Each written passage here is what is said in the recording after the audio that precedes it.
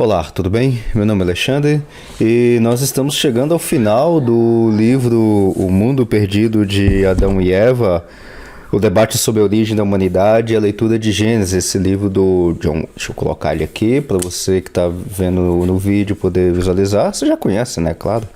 É este livro aqui, tá? Do John Walton com o N.T. Wright, né? Tem a participação dele aqui, tem um capítulo que a gente já tratou dele aqui, que tem um texto do N.T. Wright, né? E a gente está concluindo esse livro agora, tá? Eu estou justamente no último capítulo, ou na pós-proposição, né? Na realidade não é nenhum capítulo, é a conclusão e resumo, né? É uma sessão que o John Walton deixou separada aqui e a gente vai concluir o livro, tá? Estamos concluindo aqui.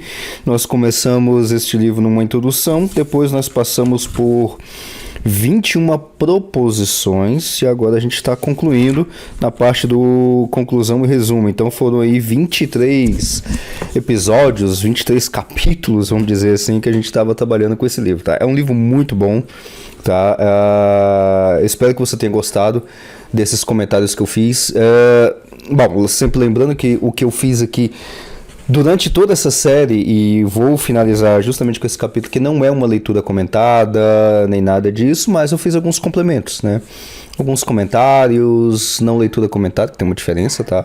Então eu fiz alguns complementos aqui, falei de coisas que o John Walton não falou, muita coisa que o John Walton falou eu não falei, ou seja, se você juntar todos esses episódios aí, cada episódio vai ter na média, vamos arredondar 45 minutos, teve alguns um pouquinho mais, um pouquinho menos, mas vamos colocar na média 45 minutos de episódio, 45 minutos de episódio, mais a leitura do livro, que tem no seu total aí, a leitura toda, tem umas 250 páginas, vamos arredondar aí, você já vai ter uma boa ideia do que o texto bíblico, e a teologia e não ciência, está falando sobre a questão da criação do homem, o mundo perdido de Adão e Eva, ou quem é Adão e Eva, ou o que é criação de todas as coisas, queda de todas as coisas, não, queda do homem, queda da humanidade, queda de todo mundo, né?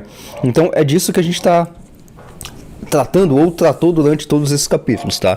E aqui nesse resumo, então, conclusão e resumo, eu vou fazer exatamente o que o John Walton fez aqui, que é justamente dar um resumo em toda a tese geral que ele trabalhou, tá? Ou seja, só fazendo uma rápida capitulação, né? O Walton, ele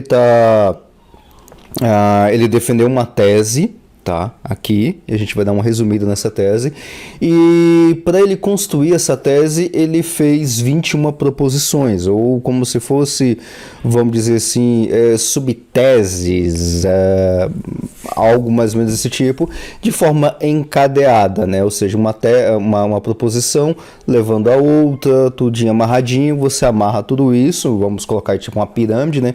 Você amarra todos os degraus das proposições encadeadas, tudinho certinho, aí você tem a tese geral, que é a pirâmide geral, que é a ideia geral que o Walton está colocando aqui vamos colocar no texto de Gênesis capítulo 1, capítulo 2, ele também acaba falando um pouquinho do capítulo 3, né, que é a queda do homem, ou seja, justamente a questão da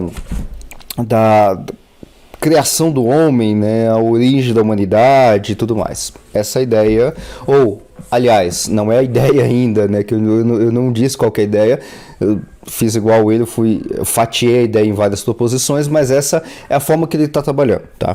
E aqui então vamos dar uma resumida então, tá? Qual que é tudo aquilo que a gente já passou e o que o Walton está trabalhando aqui nessa conclusão e resumo, tá? Primeira coisa então que o Walton coloca aqui na conclusão e resumo, né, que eu quero destacar, deixar bem explícito mesmo, é que em tudo que ele está trabalhando aqui, ele não está interessado em trabalhar com ciência.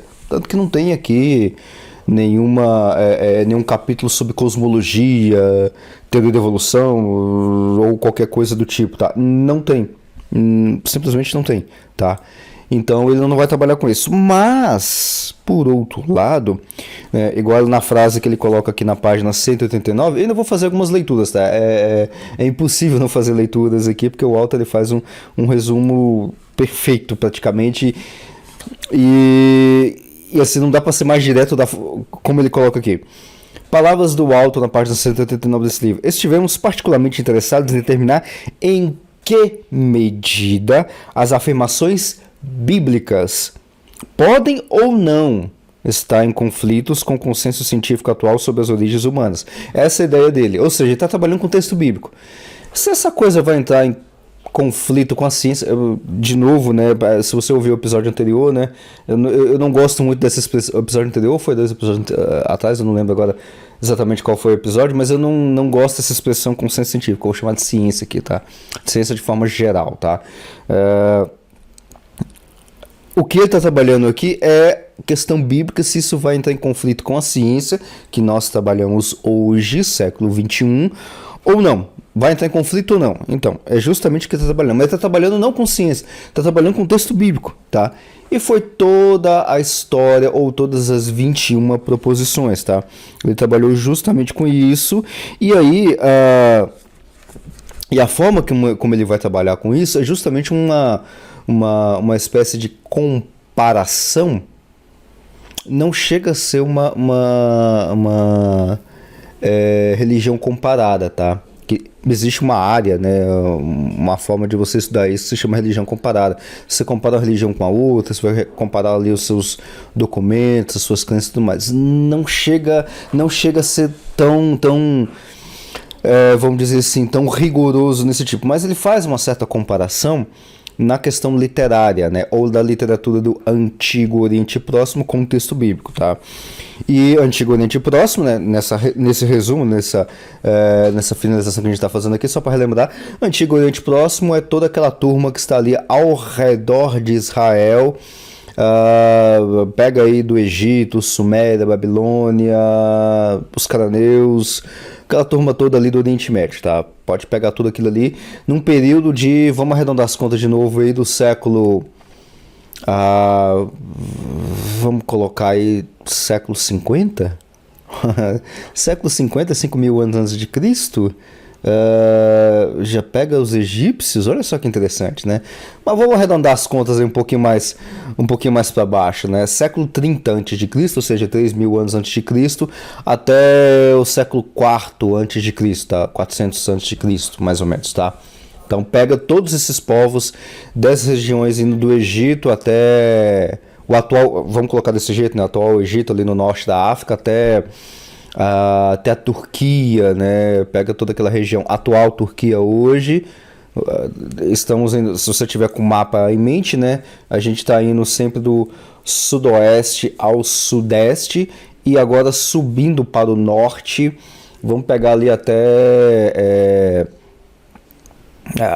para lá de Israel, atual Israel de hoje, tá? Então você pode pegar bem mais para cima de Israel ali, quase que no meio, quase que chegando no meio do oeste da Europa, vamos colocar mais ou menos assim, tá? Então toda essa região ali que a gente chama de Oriente Médio, um pouquinho a mais, né?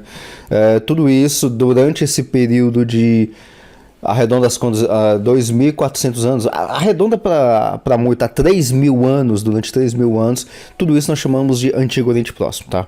Então, é tudo isso. E o que o Walter está fazendo aqui? Ele está fazendo um comparativo literário dos textos sagrados e tudo mais do Egito Antigo, lembrando que no Egito, foi justamente no Egito que apareceu o escritor do texto de Gênesis, o Moisés.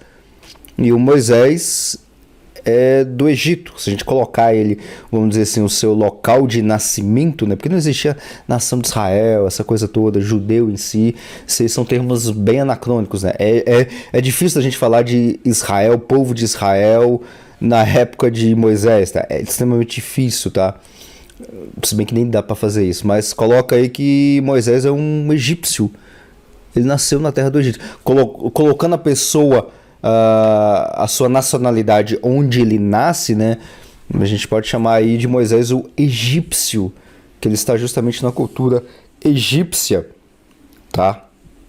Então o John Walton ele vai trabalhar justamente com esses textos, tá?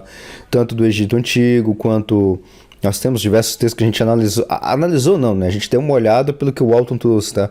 Alguns textos ali do Livro dos Mortos, por exemplo, tá?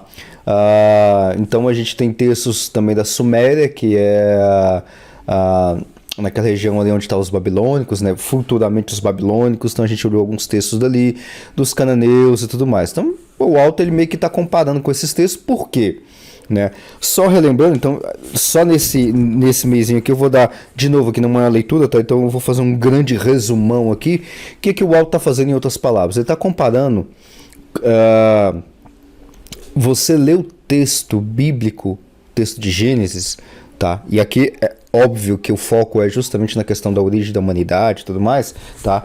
O Walton, então, ele está olhando para essa temática, olhando para os textos do Antigo Oriente Próximo, que foram escritos mais ou menos dentro de períodos próximos ali, né?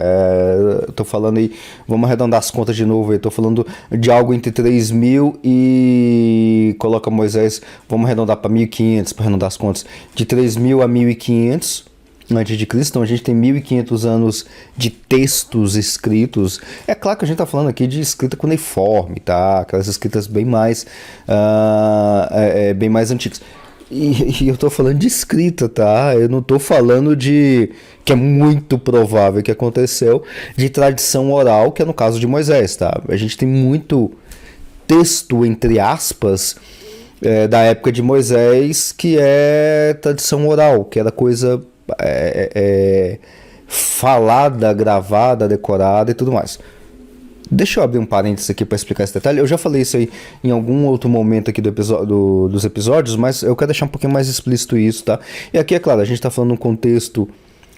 eu estou num contexto de cristãos convertidos, de pessoas que estão dentro da igreja, então, que têm conhecimento bíblico, que estão firmados na fé, então não vejo que isso que eu vou falar agora seja um escândalo, um problema e tudo mais. Não.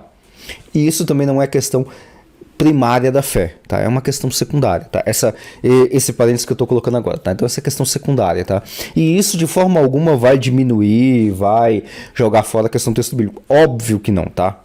Dado tudo isso, e se você está ouvindo até agora, então já é uma certeza de que você não se desviou nesse meio tempo. Eu também não me desviei em todos esses estudos, tá? Então, dado tudo isso, o que nós temos? Tá? Dentro desse parênteses, tá? Muito provavelmente Moisés, aliás, muito provavelmente não, isso é certeza, que Moisés não escreveu. Preste bastante atenção nessas palavras que eu vou colocar aqui para você entendê-la de forma literal e não ter problema de interpretação. Não, aqui é literal que eu vou falar. Moisés não escreveu 100% das palavras que nós temos, vamos colocar só Gênesis, tá? Que nós temos no texto de Gênesis. Ele não escreveu 100% das palavras, tá? Se é que ele escreveu alguma coisa daquele texto. Por quê? Porque é o seguinte, nós temos o texto aqui, a minha Torá tá aqui do lado, né? Tem muita poeira aqui no Brasil, de vez em quando tem que dar uma sopradinha, tá? Esse texto que eu tenho em mãos aqui, para você que está ouvindo só o podcast, eu tô com a lei de Moisés Torá da editora Sefer, tá? Ela e essa edição que eu tenho aqui é bilíngue, ou seja, eu tenho do meu lado direito, que a gente lê sempre de trás para frente, né? Do meu lado direito eu tenho o texto em hebraico e do meu lado esquerdo eu tenho a tradução em português, essa é a edição que eu tenho. Esse texto que está aqui em hebraico do lado direito, que tem os sinais massoréticos, é óbvio que Moisés não escreveu esse texto. Isso é bastante claro. Porque os sinais massoréticos do texto em hebraico que eu tenho em mãos é do século, vamos arredondar as contas, século VI, depois de Cristo. Tá? Moisés, obviamente, não escreveu isso aqui. E aí na parte de baixo, porque eu tenho aqui, não sei se... Para você que está ouvindo o podcast, não dá para ver direito, tá? Mas para você que está vendo no vídeo, você vai ver aí, aqui eu tenho o texto em hebraico, né? E na parte de baixo eu tenho comentários, tá? Eu tenho justamente aqui uns comentários em hebraico também, tá? Esses comentários em hebraico não tem sinal massorético, tá? Um hebraico, vamos dizer assim, entre aspas, um hebraico sem os sinais massoréticos, tá? E é óbvio que Moisés não escreveu esse texto em hebraico porque o hebraico da época época de Moisés não era hebraico, era um paleo-hebraico, podemos dizer assim, tá? Então é um negócio bastante antigo. Resumindo a história, vamos resumir um pouquinho mais isso aqui. Não existia hebraico na época de Moisés como a gente tem nas nossas Bíblias hoje, como eu tenho aqui na Torá original, vamos dizer assim. Não existia isso, tá? Então Moisés não escreveu isso que eu tenho em mãos aqui, tá? Não escreveu. A Bíblia Stuttgartensia, quinta edição, o que é isso? O que é a Bíblia Stuttgartensia, quinta edição? É a Bíblia onde foi feito por Kittel e outros colaboradores ao longo de muito tempo, que é uma junção de vários manuscritos do Antigo Testamento. Estou falando de Antigo Testamento, tá? De Antigo Testamento que chega mais perto, ou talvez até seja o original, porque nós não temos o original do Antigo Testamento. Digamos que Moisés escreveu alguma coisa, a gente não tem esse negócio que Moisés escreveu, óbvio que nós não temos, mas a gente tem cópias de cópias de cópias, 20 cópias, e o Kittel, junto com outras pessoas, fez essa compilação dos textos do Antigo Testamento, que é o Antigo Testamento mais, vamos dizer assim, mais perto do original que nós temos, tá? E esse texto escrito em hebraico, mais perto do original que nós temos, ele tem sinais maçoréticos, que é do século VI. E os caras lá do século VI, que escreveram em hebraico as cópias das cópias e tudo mais, e colocou esses sinais maçoréticos que não estão no original, eles copiaram isso de outros textos. Ou seja, em outras palavras, a gente pode chegar até o mais antigo disso, vamos arredondar as contas de novo aí, até o século IV antes de Cristo, tá? Até o século IV a.C. O que aconteceu ali no século IV a.C.? No século IV a.C., e aí eu vou arredondar porque tem muita história em cima disso, tá? A manuscriptologia do Antigo Testamento é um negócio riquíssimo, e eu não quero nem entrar em detalhes com relação a isso, porque não é a nossa temática aqui. Eu ainda estou dentro daquele parênteses, tá? Então, século IV a.C., nós temos, vamos dizer assim, entre aspas, a compilação de todo o Antigo Testamento, tá? Aquilo que nós chamamos de Antigo Testamento, ou Tanar, ou todos os escritos dos judeus e tudo mais. E num hebraico que não é o hebraico moderno, não é o hebraico, qualquer hebraico que a gente tem. E essa compilação, ou essa edição final, é justamente do século IV, que eu estou arredondando aqui, para frente é que nós vamos ter as cópias das cópias das cópias, até chegar na época de Jesus, que Jesus lia hebraico, lia lá o livro de Isaías em hebraico, que é uma cópia de uma cópia de uma cópia, vindo lá de Isaías, seja lá o quanto ele escreveu daquilo, até chegar ao século VI, onde os maçoretas colocaram uns pontinhos, uns tracinhos e tudo mais, justamente para não se perder a sonoridade, porque o hebraico não tem vogal, então você coloca os sinaizinhos justamente para você ter o som da vogal, tá? Só tem consoante no hebraico, tá? Então, o que eu quero dizer com tudo isso? Que o texto que nós temos de Gênesis, aí agora já vou caminhar pro encerramento, não do episódio, mas encerramento do parênteses que eu tô fazendo, tá? O texto que nós temos original de Gênesis não foi escrito por Moisés. E nós temos aí uma tradição oral, e tem muita tradição oral, e a gente não... É impossível, cientificamente falando, a gente escrever, descrever ou chegar no original que Moisés disse ou escreveu. Principalmente porque, muito provavelmente, Moisés não escreveu muita coisa, se é que ele escreveu algo, tá? De novo, isso não é ponto central na teologia, a gente não vai perder a salvação por causa disso, tá? Moisés pode ter escrito alguma coisa? Pode. Pode ter escrito muita coisa? Pode. Escreveu todo o Pentateuco? Não, isso é óbvio que não, tá? Isso é bastante óbvio que não, tá? Porque o texto, e é claro que o meu referencial é o texto que nós temos hoje em dia, que é, vamos chamar assim, a Bíblia Stuttgartensia, tá? Que vamos dizer assim, é o original do Antigo Testamento que nós temos em mãos, tá? O referencial é esse. É esse o referencial que eu estou colocando, tá? Então, não, Moisés não escreveu tudo aquilo que nós temos, tá? Então tem muita tradição oral e tudo mais, tá? É claro que a gente não vai entrar nas minúcias desses detalhes. Tá, então fecha o parênteses, então voltando, então, o que o Walter está fazendo é justamente comparando a literatura do Antigo Testamento, mais especificamente de Gênesis, com os textos do Antigo Oriente Próximo. Por quê? Porque esses textos, tanto de Gênesis, lembra de todo o parênteses que eu acabei de falar, tá? Tanto esse texto de Gênesis quanto o texto do Antigo Oriente Próximo foi produzido dentro de uma cultura, na realidade não é uma cultura, mas diversas culturas, onde nós temos diversos pensamentos ou formas de pensar como é que as coisas funcionam, tá? Ou seja, em outras palavras, para eu poder entender o texto bíblico de uma forma bem mais completa, eu não posso colocar a minha cabeça de cientista brasileiro ocidental do século XXI para entender o texto original da cabeça do israelita que está lendo o texto de Gênesis do século XV a.C. no Antigo Oriente Próximo, que ali a gente pode arredondar que é quase um Oriente, né? Se bem que nem tem essa diferença de Oriente para Ocidente, tá? Isso aí foi depois... Vamos arredondar de novo as contas aí depois de Grécia e Roma que a gente vai ter Ocidente e Oriente, tá? Então eu tô falando de século XV, não tem nem esse conceito direito, tá? Então eu não posso colocar a minha cabeça que eu tenho de físico, de cosmólogo, de que faz equações teóricas, faz observação do universo, consigo ver nascimento de estrelas, nascimento de galáxias, morte de estrelas... Morte de galáxias? Dá pra ver morte de galáxias também.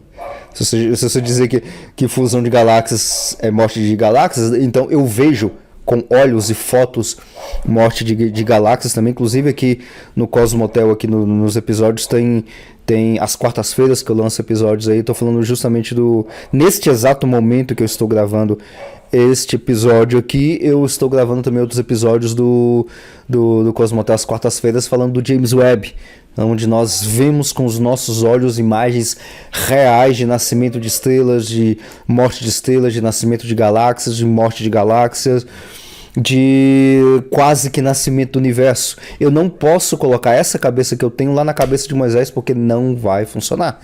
O que eu tenho que fazer? Eu tenho que entender o israelita dentro do seu contexto original. E olhar apenas para o texto bíblico é problemático nesse sentido que eu estou falando, porque eu só tenho uma única fonte. Eu não sei como é que vai pensar, ou como o israelita pensa, de uma forma geral. Porque ele não pensa como eu penso. Isso é certeza absoluta. Ele não tem a mentalidade científica que eu tenho. Por quê? Porque nós não moramos no mesmo local, no mesmo período, no mesmo tempo, e não temos a mesma forma de raciocinar. Então eu tenho que olhar para outros textos para poder ajudar eu, não israelita, a me ajudar a entender o texto bíblico. E aí é o que o Alto vai trazer os textos ao redor de Israel, justamente para eu poder ter uma ideia mais geral de como é que o texto funciona.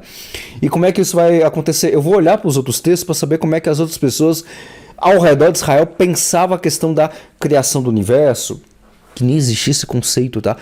E aí eu vou dar uma arredondada mais brusca ainda.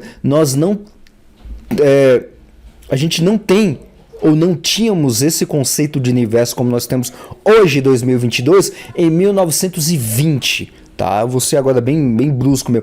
Em 1920, o meu avô não era nascido, mas a minha bisavó, os meus bisavós já eram nascidos.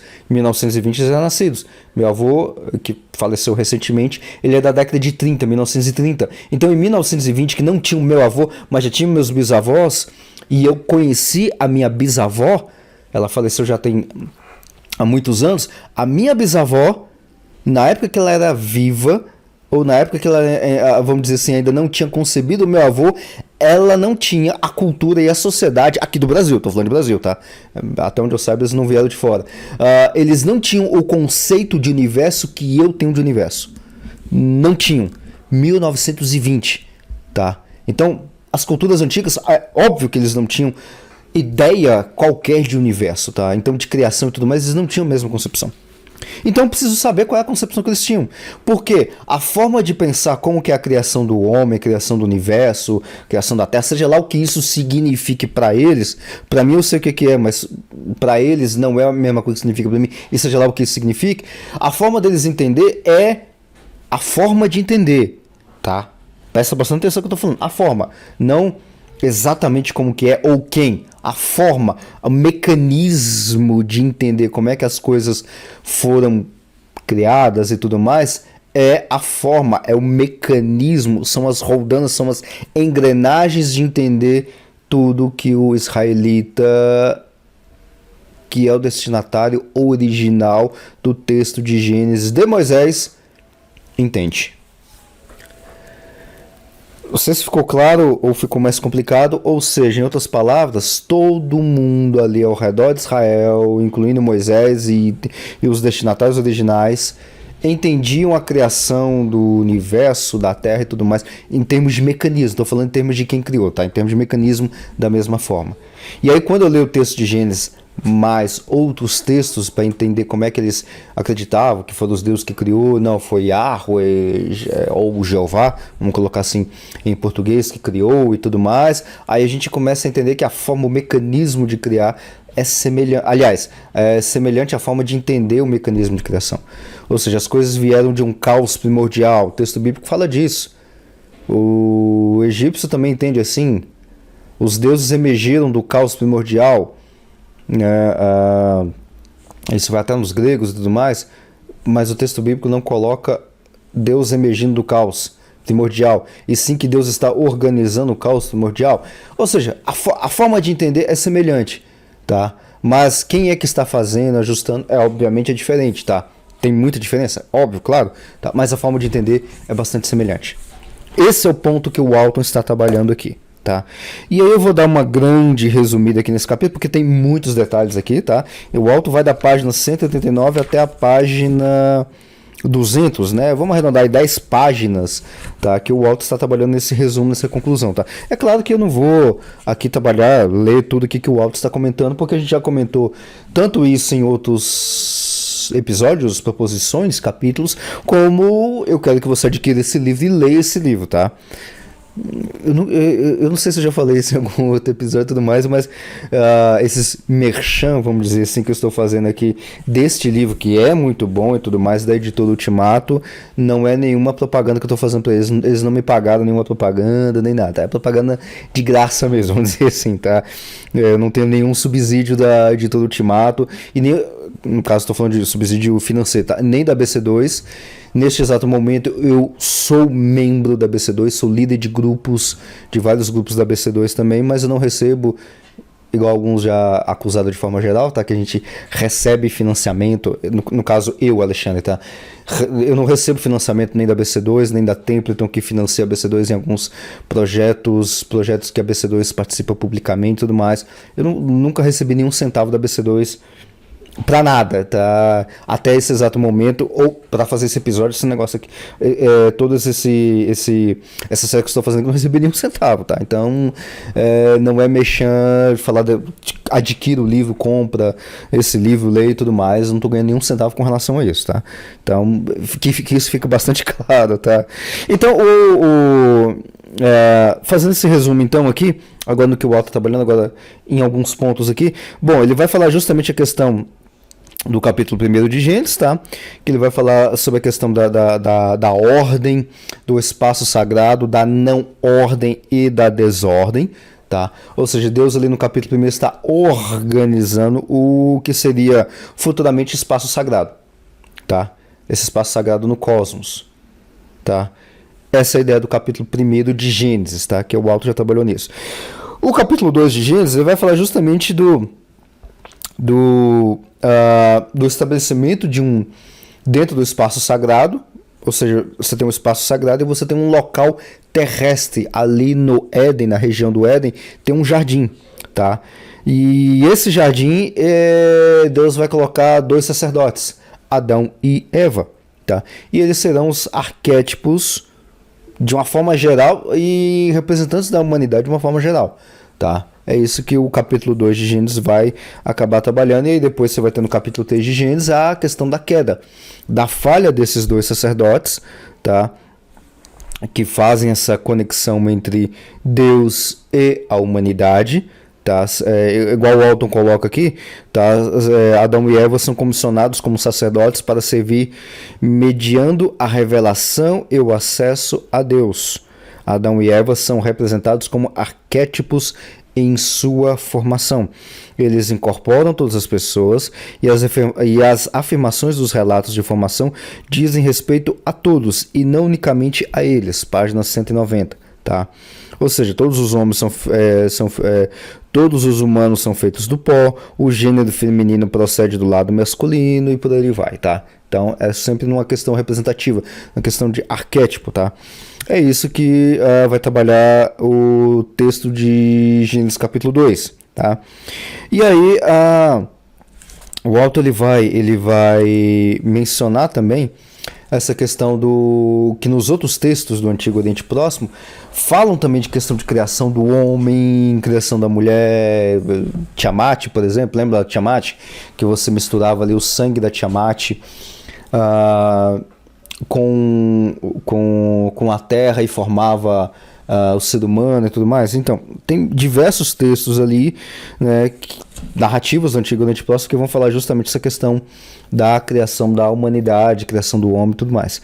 E aí o autor ele vai colocar um negócio que eu achei bastante interessante, que é justamente a questão da representação arquetípica, tá? E aí ele coloca alguns pontos, e aí eu queria justamente destacar esses pontos, tá?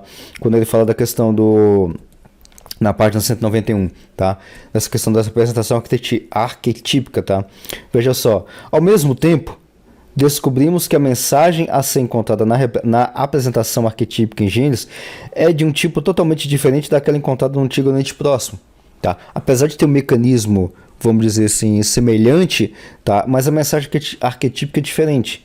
As mensagens associadas com uma representação arquetípica em Gênesis são como se segue, e aí ele vai listar: a humanidade foi criada com corpos mortais, a humanidade recebeu a provisão de Deus, no caso do jardim, a humanidade recebeu o papel de servir no espaço sagrado, implica relacionamento com Deus, a humanidade foi dividida em macho e fêmea e assim ela busca um novo relacionamento familiar. Esses pontos constituem os principais ensinos de Gênesis 2, a questão de relacionamento vertical, ou seja, entre os seres humanos e a vertical entre o homem e Deus, e horizontal, que é com relação aos outros seres humanos, tá? Uma vez que os relatos de criação, ele continua na página 191, uma vez que os relatos de criação são reconhecidos como arquetípicos, eles deixam de ser significativos em termos de cronologia ou história das origens materiais, mesmo que o Alton está dizendo, né, afirme que Adão e Eva são pessoas históricas, tá? E ele vai trabalhar justamente com isso. É uma questão arquetípica, tá? É uma questão que arquetípica está acontecendo, mas esses dois aqui, que a gente não sabe se realmente tem o nome de Adão e Eva, porque é óbvio que o termo Adão e Eva é muito tempo depois, digamos até que tem algum fundo de relato histórico essa história. É óbvio que eles não chamavam Adão e Eva, porque, para começar, Adão e Eva são termos hebraicos. Não tinha termo hebraico no século 40 a.C., tá? Então, o autor ele trabalha com a historicidade de Adão e Eva, não da forma como está escrito no texto bíblico, mas que tem um fundo histórico ali onde esse texto foi descrito. E é isso que o autor vai trabalhar em diversos pontos. Aí ele vai trabalhar aqui no resumo uma questão mais teológica com relação a isso, tá? Porque o que ele vai defender aqui, o que o Alton vai defender aqui, é que mesmo que mesmo que ele considere que o relato de Adão e Eva é um relato, aliás, que Adão e Eva são pessoas históricas, o relato que nós temos ali de Gênesis não é um relato de história. Isso é bastante óbvio, inclusive, tá? Mas tem um fundo de verdade. Um relato ali de Gênesis do capítulo 1 até o capítulo 11 está no formato mitopoético, tá? O Alto já trabalhou com isso, principalmente nos primeiros episódios a gente falou um pouco disso. Tem um formato poético, tem uma questão mítica, tem uma questão de mito e tudo mais. A gente já trabalhou com tudo isso.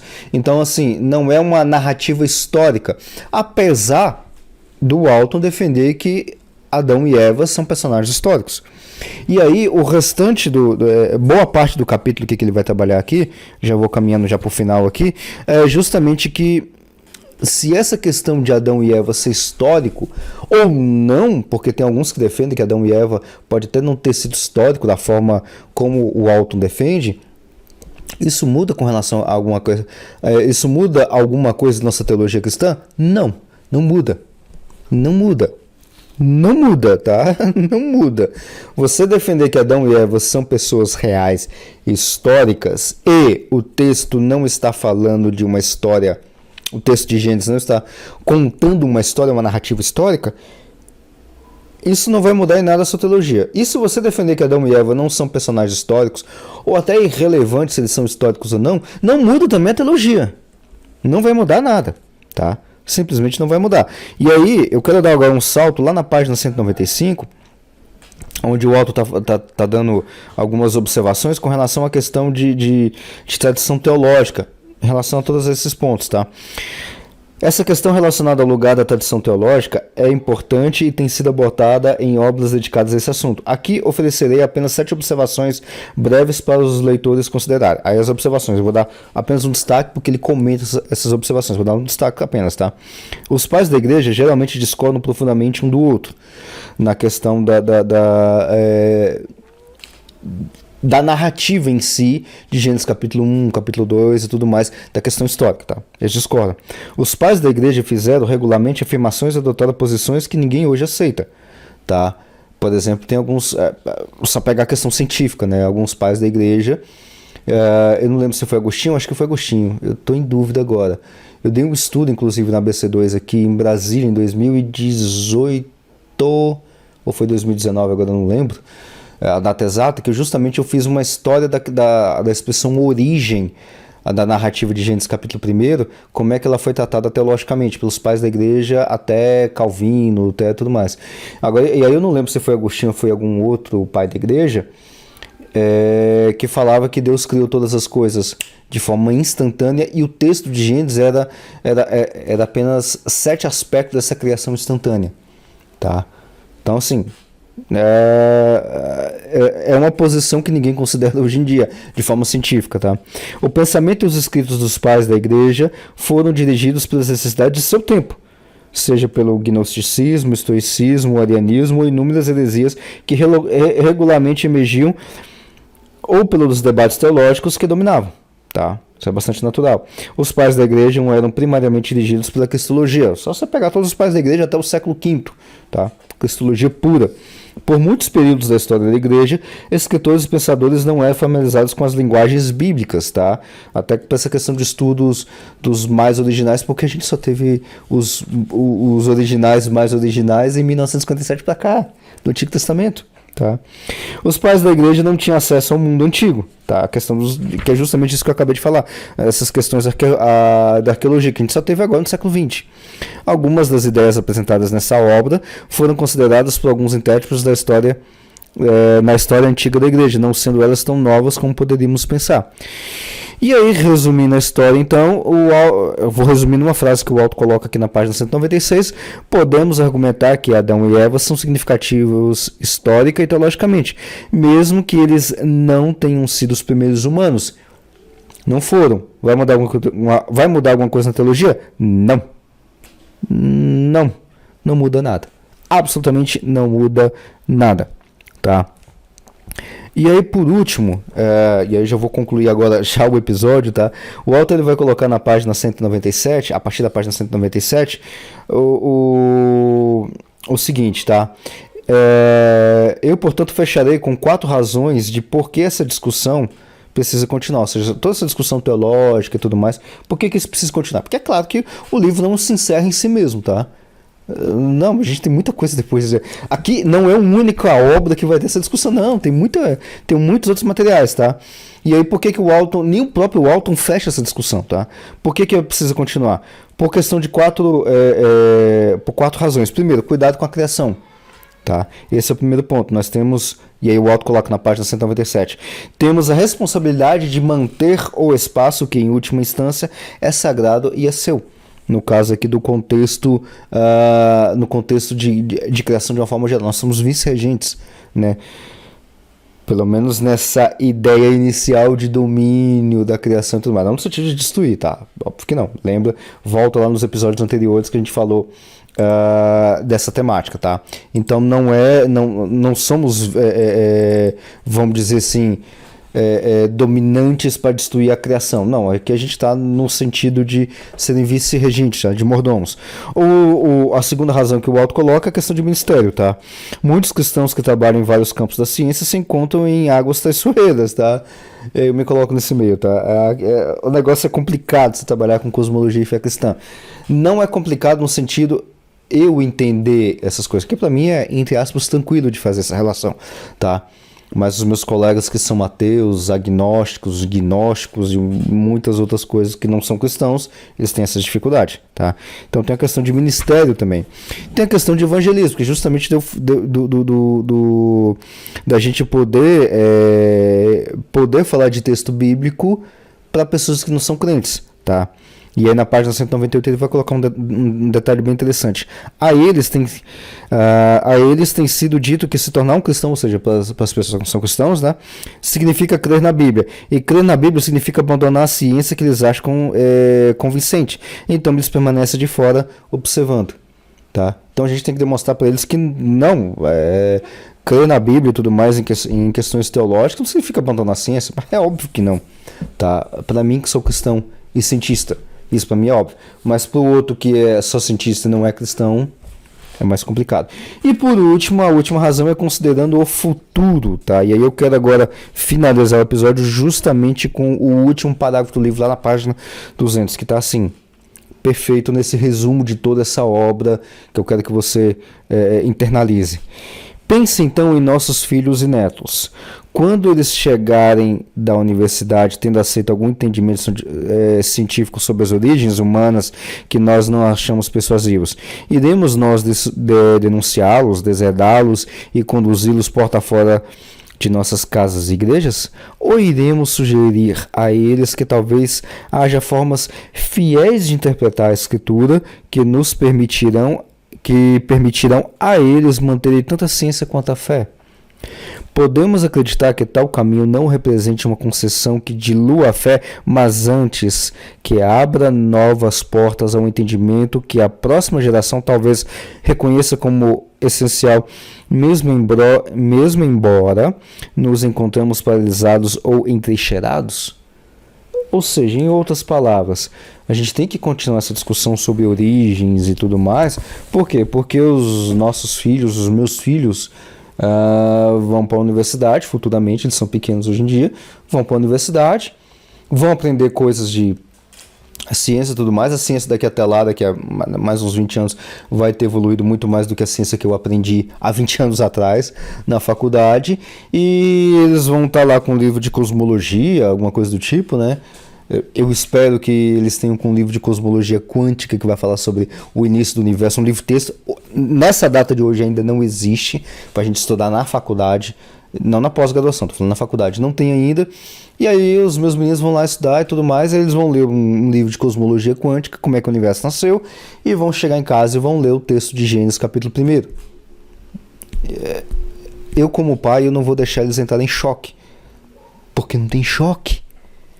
Mas eu vou ensinar a eles como é que se lê o texto bíblico, Gênesis capítulo 1, de uma forma coerente, que não entra em conflito com seja lá o que for de cosmologia quântica, de evidências, de como é que o universo nasceu e tudo mais. Por isso que essa discussão tem que continuar. Tá certo? Bom, vou ficando por aqui então. Espero que você tenha gostado dessa série que nós trabalhamos aqui sobre o mundo perdido de Adão e Eva, o debate sobre a origem da humanidade e a leitura de Gênesis, do John Walton, com participação de N.T. Wright, da editora Ultimato, em parceria com a Associação Brasileira de Cristãos na Ciência. Adquira esse livro, não deixe de ler o livro, porque eu não fiz leitura comentada, nem li o livro. Aliás, li algumas passagens aqui.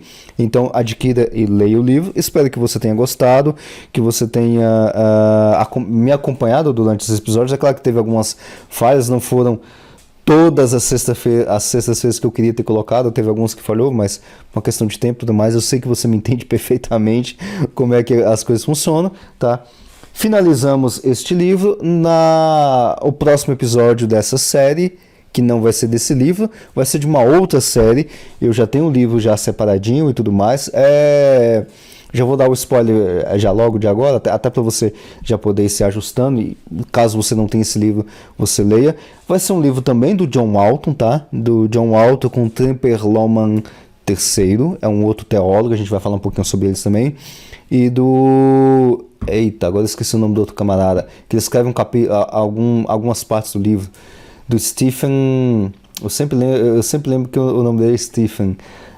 Agora passou o sobrenome dele, tá? Mas eles são os 3 autores deste livro, que é O Mundo Perdido do Dilúvio, tá? Então a gente vai tratar justamente deste livro. É um livreto fino, tá? Ele é mais fino, proporcionalmente, acho que ele é até mais fino do que esse aqui. Livro muito bom, tá? E esse vai ser a nossa próxima série, que a gente vai continuar às sextas-feiras falando sobre livros e tudo mais, capítulo a capítulo. Talvez eu junte 2 capítulos em um só, não sei, ainda vou ver ainda como é que vai ser a dinâmica, mas a gente vai trabalhar justamente com esse livro, tá certo? Muito obrigado e até a próxima. E se você gostou desse episódio e dessa temática, eu te convido a deixar aí nos comentários o que você quiser colocar como perguntas, sugestões de outros temas ou de outros livros para que eu possa trabalhar aqui, outras séries também, por que não, tá? Deixa o seu like se você estiver ouvindo pelo YouTube, se estiver assistindo pelo YouTube, se inscreva no canal, ative o sininho também para você receber todas as notificações, e se você estiver ouvindo pelo seu agregador preferido de podcast, compartilhe com sua família, com seus amigos, convide-os a participar também desses comentários que se tem aqui e também a deixar a discussão, outros comentários e até sugestões. Até a próxima!